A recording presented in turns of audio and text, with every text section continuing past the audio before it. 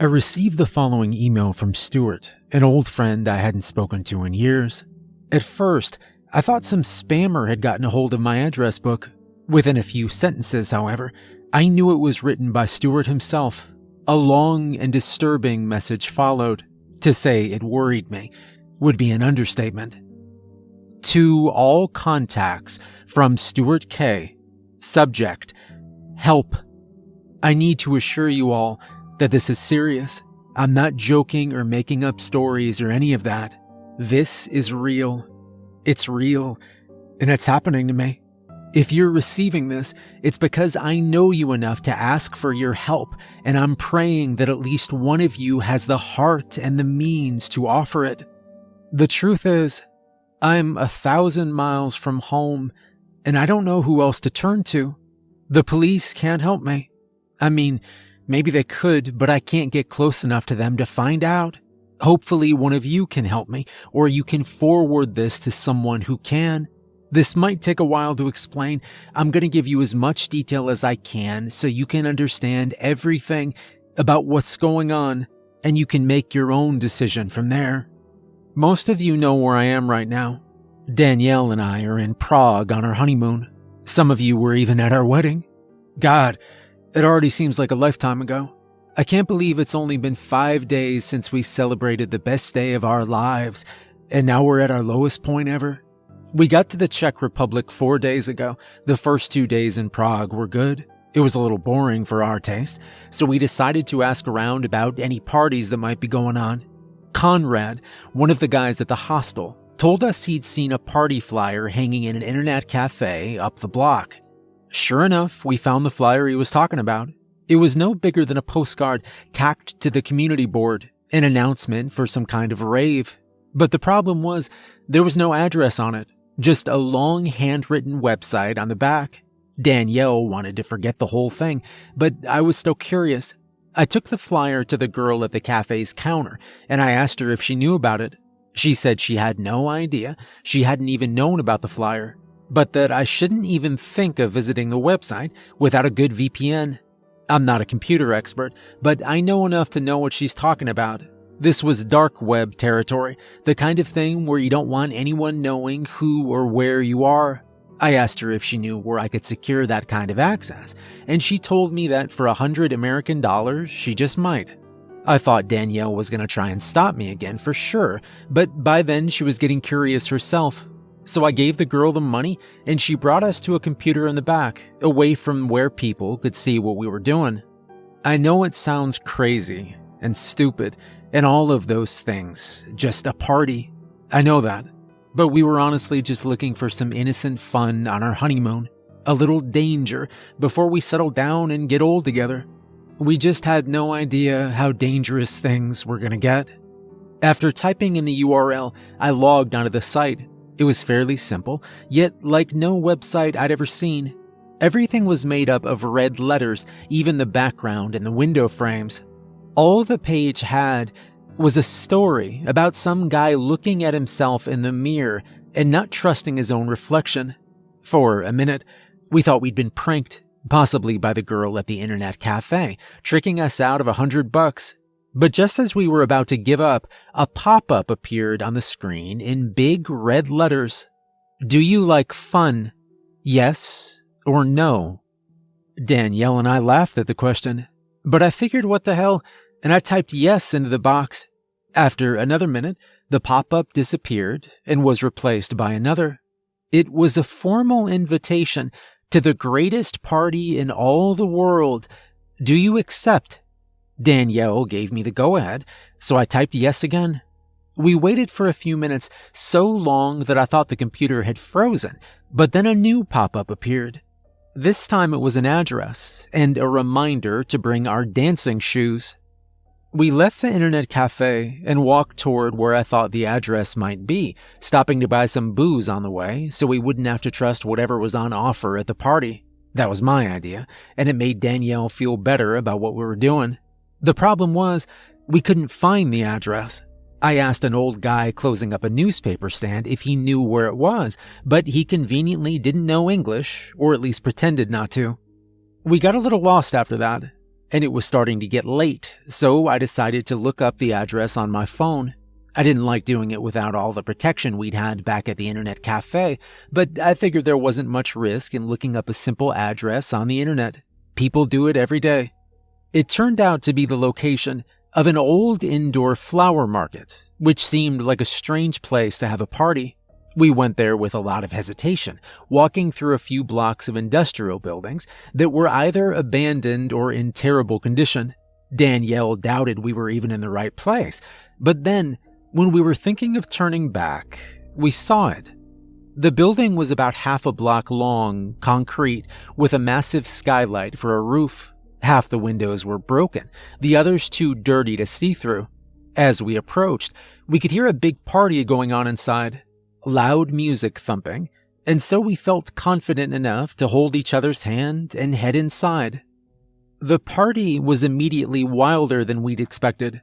100 bodies dancing to heavy dance music, all cramped together in the old brick and metal building. Most of them either had too much clothing or not enough. But that wasn't the craziest part. It was the fact that they were all wearing masks.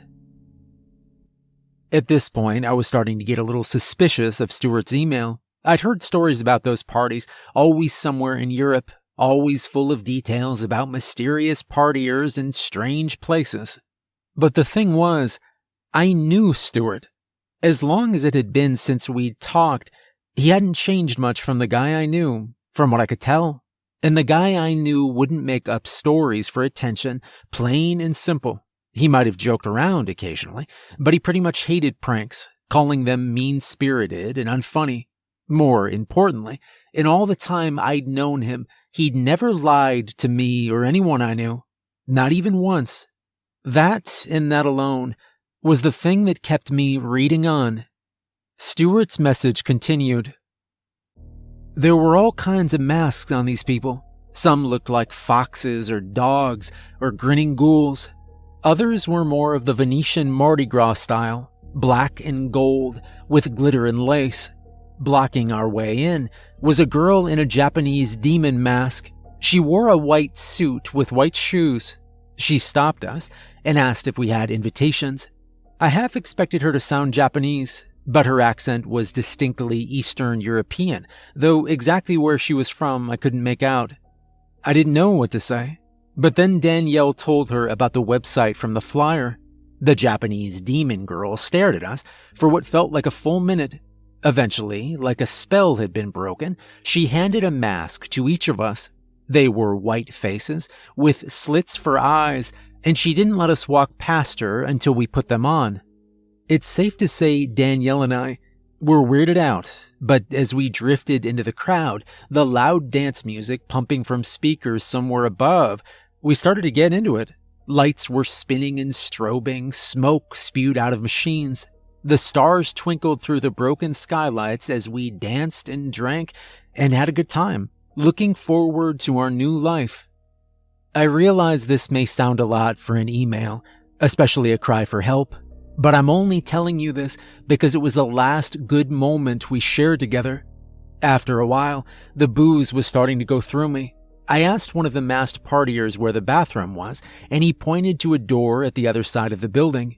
Danielle held my mask and waited for me as I ducked through the rusty metal door, which I learned too late led not to a bathroom, but outside, to a back lot. I tried to turn back, but the door had already closed behind me. The music immediately cut out. Standing in an empty lot overgrown with weeds and loud with crickets, I thought someone had played a trick on me. Then I realized it was probably what people were using for a bathroom, so I stepped carefully into the shoulder-high weeds and I went as quickly as I could. When I was done, I found the door I'd exited from was actually locked and no amount of banging was getting anyone's attention. The most intense panic attack I'd ever felt hit me as I realized what I'd done. I dragged Danielle to an illegal party in some abandoned building on the outskirts of Prague without telling anyone where we'd gone, and then I topped it off by leaving her alone. I ran through that weed-infested lot faster than I'd ever run in my life. The building was half a block long, but it felt like 10. It took me a few minutes of weaving around and tripping over dead brush to clear it, hearing nothing but my own heartbeat the entire time. By the time I made my way around to the front of the building and the empty street it sat on, my lungs were on fire and I was covered in sweat. And yet that was nothing compared to the feeling that hit me next.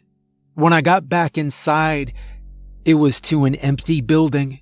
No people, no lights, no music, no Danielle. Alone, standing in the middle of an abandoned flower market with smoke evaporating around me, I felt like I was sinking. How had everyone disappeared in just a few minutes? It seemed impossible. I ran out of the building and back to the empty street, hoping to catch sight of someone running or getting into a car, or even evidence that someone had. But it was just an empty street, full of empty buildings.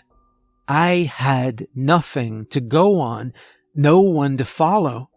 But then, I got a phone call. I clawed the phone out of my pocket so fast I almost dropped it, praying to see Danielle's name on the caller ID. But it wasn't her. In fact, it wasn't anyone. The phone number just said blocked. I almost didn't pick up, but the thought that it might be Danielle, that there was even a chance of it, made my decision for me. "Hello, Stuart," a deep voice said, sending a chill up my back. I asked them who they were, what they wanted, and I wasn't polite about it. Either they knew something I needed to know immediately, or it had nothing to do with Danielle and they were wasting my time. But their reply made my heart drop 1,000 miles. Those words, I'll never forget. 100 years from now, I could recite them word for word. "Go to the police. She dies. Talk to anyone.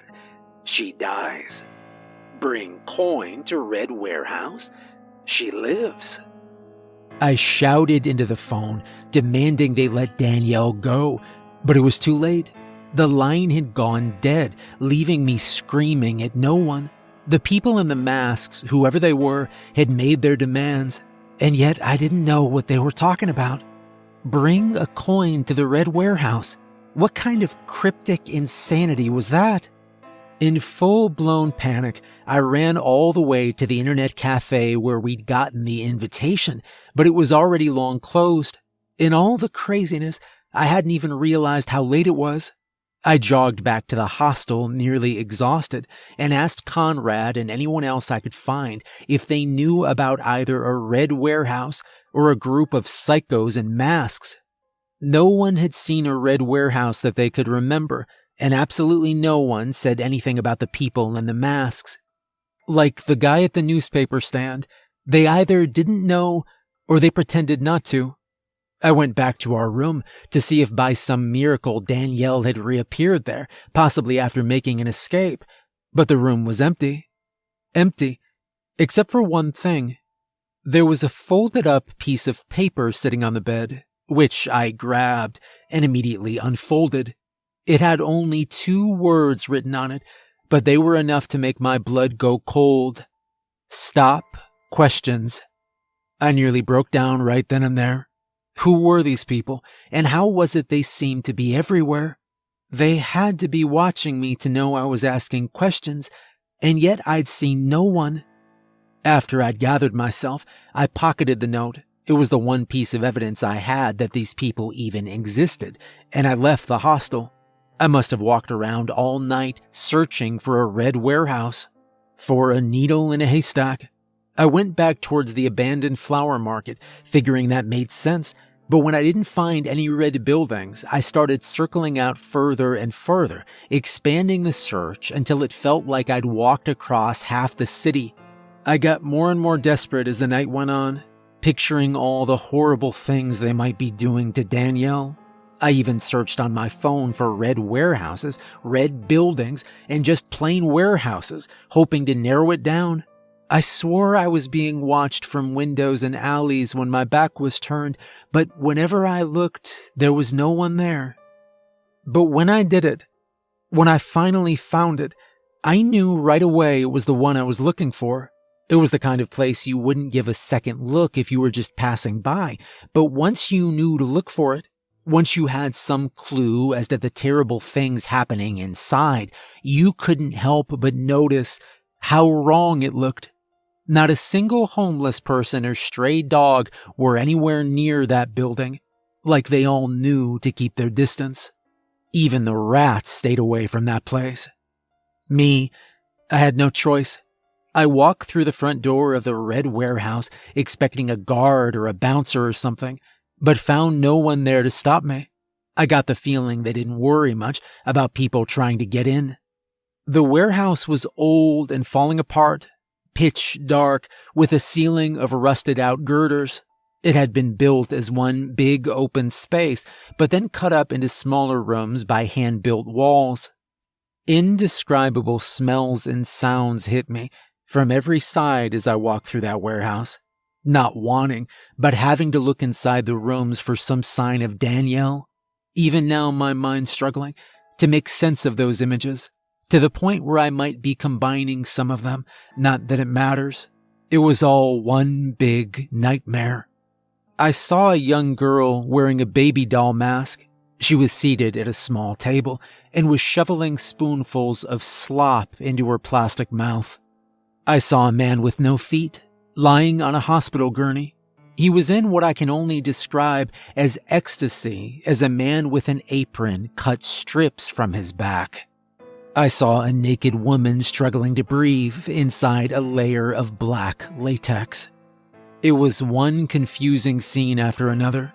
A room full of guns, with 8 blindfolded men standing over an old man shooting up in a lounge chair, a neonatal incubator full of hissing cockroaches, a large book heavy propped up on a table with a cover that looked like dried skin, a man with no eyes and wires attached to his face, and in every shadow, a computer screen with someone behind it. A camera connected to some place in the world, silent eyes watching. Finally, I reached a room with someone in it I recognized. The girl in the white suit and Japanese demon mask was standing next to a small crate maybe 3 feet high, surrounded by 4 men twice her size. Each of them wore a different mask. At least one of them I recognized from the flower market. The demon mask girl asked me for the coin, but instead of listening to her, I demanded to see Danielle. "You can't see her. You can only hear her," she said. Then she kicked the crate next to her. I thought it was too small to fit someone inside, but I was wrong. The shouts and cries that came from inside belonged to Danielle. She must have been horribly cramped inside that box, barely able to breathe. I nearly pounced on the demon mask girl, but the 4 men stopped me. When I'd calmed down, I asked why they went through so much trouble to take people. Why didn't they just grab them off the street? Honestly, I wish I hadn't asked. She said it was because they like to have fun. Even behind the mask, I could tell she was smiling. Then she told me I could exchange the coin for the crate, but I said I didn't know what coin she was talking about. Her reply was as strange as it was disturbing. "Any coin we choose to accept." I asked her who we were, who the voice on the phone was, but she only laughed. She didn't stop. When I left, she was still laughing, the sound of it mixing with the hissing of cockroaches and the stretching of latex. These people are crazy. All they're asking for is a coin. 1 coin for Danielle's life. That's all I need to do, and they'll let her go. I'm going back now, and I hope to God I chose the right coin. This is the part I need your help with. If the coin doesn't go in my favor, I need someone to do the same thing for me. I'll write you all again tomorrow if I make it out. If you don't hear from me, that means it didn't go well. I beg you not to go to the police. If you even talk to them, these people will kill us. Don't even talk to each other. They were very clear about this. Somehow they'll know. They're watching, even when you don't think they are. If you find it in your heart to help, come to Prague, search for the Red Warehouse, and bring a coin. If you can't, if you're too scared or you don't have the means, please forward this to everyone you know. Maybe one of them can help. Signed, Stuart. That was the end of his email. The message was strange enough on its own, but then a little while later, Stuart blind CC'd me on a second email. To Collector from Stuart K. Subject, it's done. The email read, I sent the email you told me to. Please just let Danielle go. I didn't have the address, so you can trace them by their searches. There's only one thing I'm begging you. Whoever shows up, just make it quick. That email seemed like a mistake, an accidental click. If not, then it was a secret cry for help. I deleted the email as fast as I could before anyone found out I'd read it. But then, just a little after that, I received one final email. This time, it was from Collector, and all it said was, Would you like to have some fun?